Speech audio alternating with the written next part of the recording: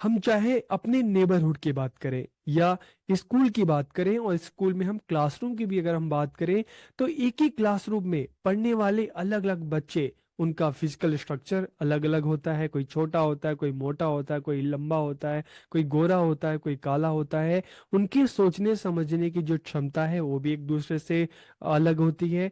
उनका बिहेवियर भी एक दूसरे से अलग होता है, और उनके बात करने का तरीका भी एक दूसरे से अलग होता है। तो फिर चाहे हम क्लासरूम की बात करें, चाहे नेबरहुड की बात करें, तो ऐसा क्या कारण है जो बच्चों के ग्रोथ एंड डेवलपमेंट पर, उनके सोचने समझने की शक्ति, चाहे उनका फिजिकल स्ट्रक्चर जो है, उस पर अपना असर डालती है? ऐसे कौन कौन से फैक्टर्स है, ऐसे कौन कौन से कारण है? तो आज की इस वीडियो में BED 101 childhood and growing up में हम जिस टॉपिक पर बात करने वाले हैं, factors affecting growth and development, की वृद्धि और विकास को प्रभावित करने वाले कौन कौन से कारक हैं, कौन कौन से फैक्टर्स हैं।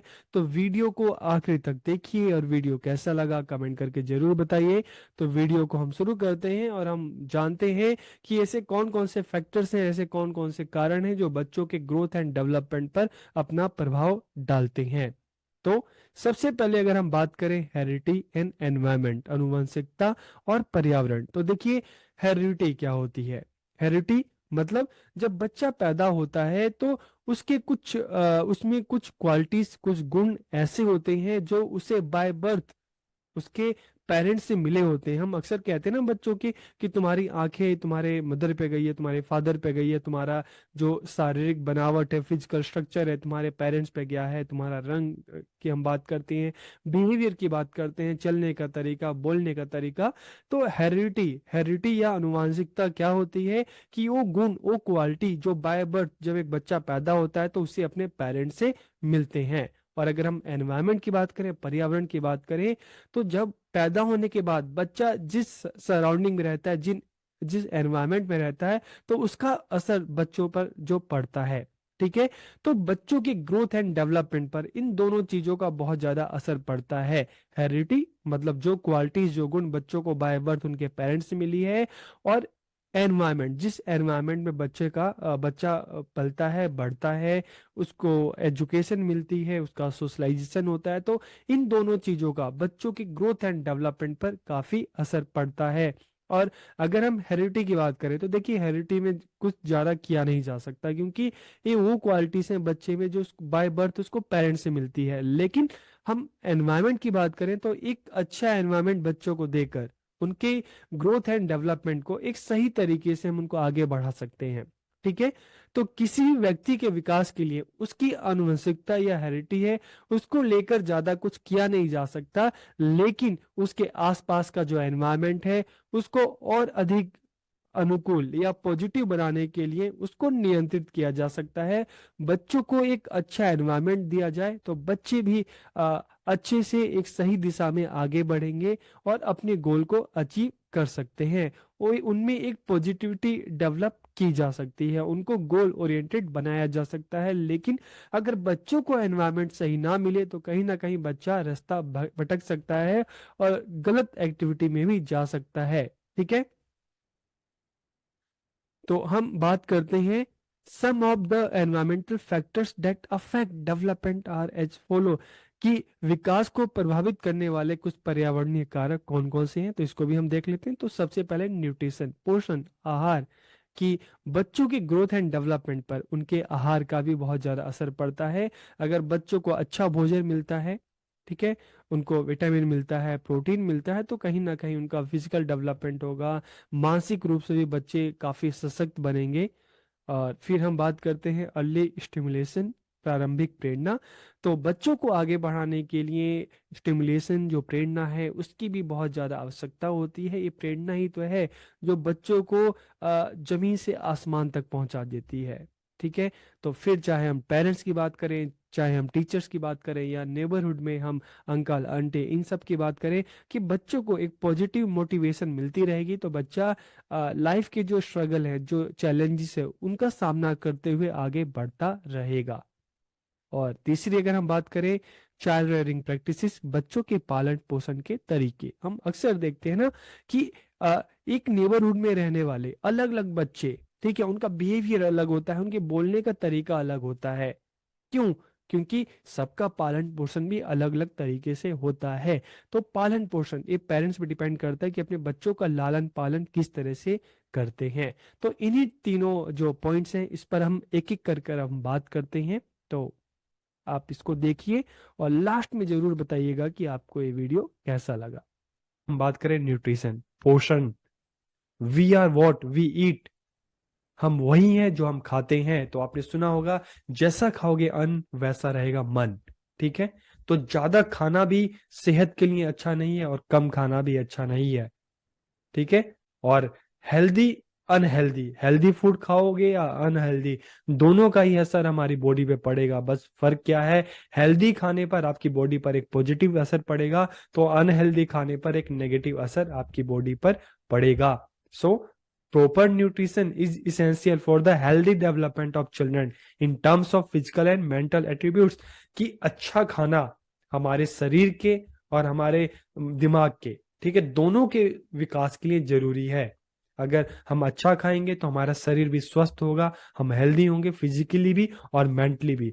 और अगर ये दोनों चीजें हमारे फेवर में हैं, हम फिजिकली भी फिट हो मेंटली भी फिट हो, तो हम अपने लाइफ के हर ऑब्जेक्टिव को प्राप्त कर सकते हैं। तो इसलिए अच्छा न्यूट्रिशन भी जरूरी है एक कामयाब सफल जीवन के लिए। A child must be provided with balanced diet on a regular basis to promote optimal growth and development। कि अधिकतम वृद्धि और विकास को बढ़ावा देने के लिए एक बच्चे को संतुलित आहार देना भी बहुत जरूरी है। ठीक है, यही नहीं कि एक बच्चा चीज खाना जा रहा है तो अगर बच्चे को हम चावल दे रहे हैं तो सुबह शाम, रोज सुबह शाम चावल दाल चावल दाल, ऐसा नहीं है।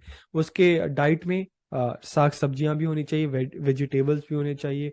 ठीक है, राइस दाल ये सारी चीजें होनी चाहिए। ठीक है, दही की बात करते हैं, मिल्क दूध की बात करते हैं, तो एक बैलेंस डाइट होना चाहिए जिसमें सारी चीज जो बच्चों के लिए हेल्दी हो, जिससे उनको, जिसमें प्रोटीन हो विटामिन हो, ये सारी चीजें बच्चे को दी जाए। ठीक है, और अगर हम बात करते हैं, अगर ये चीजें बच्चों को सही ना मिले, ठीक है, उसको सही से उसको डाइट ना मिले, सही से उसको न्यूट्रिशन ना मिले, तो फिर क्या होगा, फिजिकली भी बीमार रहेगा, मेंटली भी बीमार रहेगा।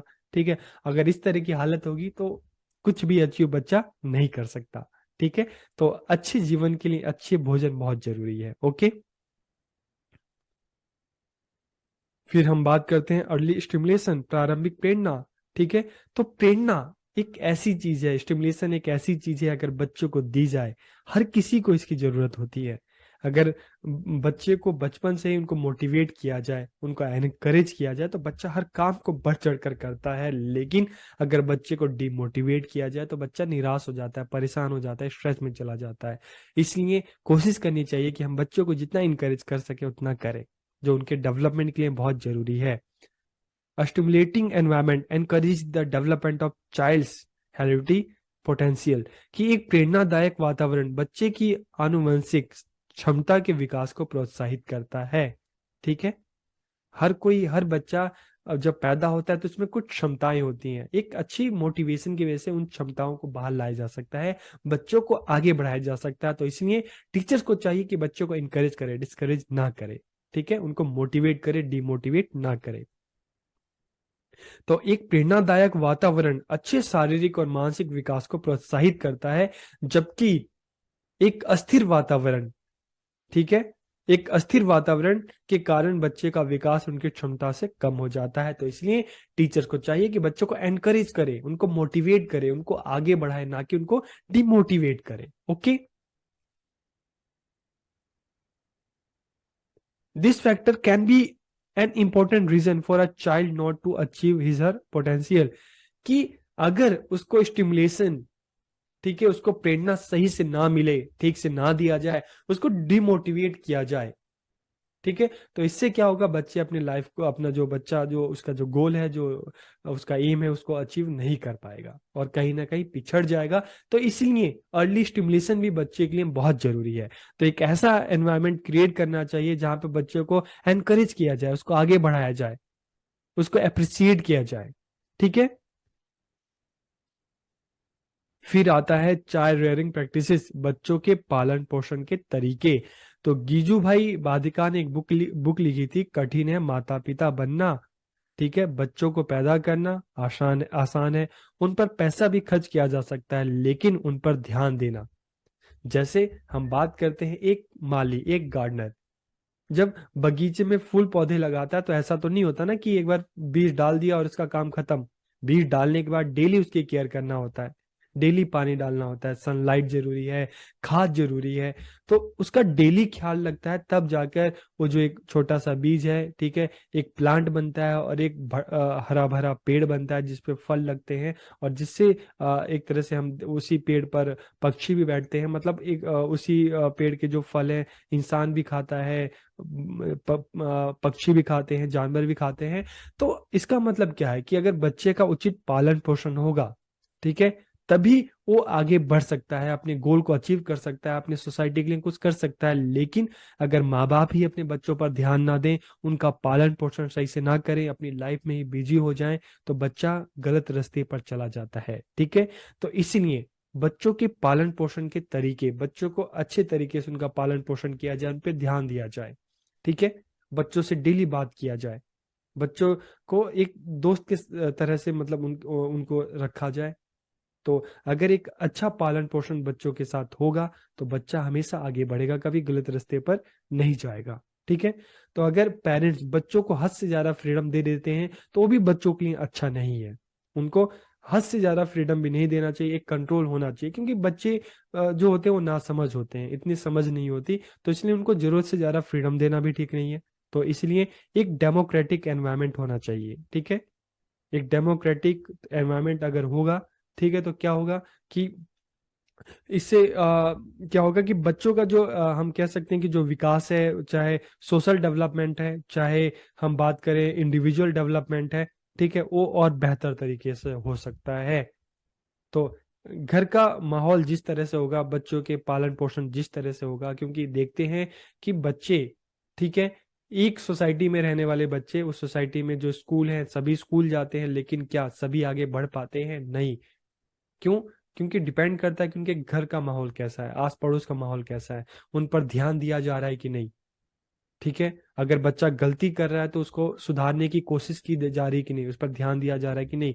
तो अगर पालन पोषण अच्छा होगा, जो चाइल्ड रेयरिंग प्रैक्टिसेस है एक पॉजिटिव वे में होगी, तो उसका बच्चों पर एक पॉजिटिव असर पड़ेगा, अगर नहीं होगी तो उसका एक नेगेटिव असर बच्चों पर पड़ेगा।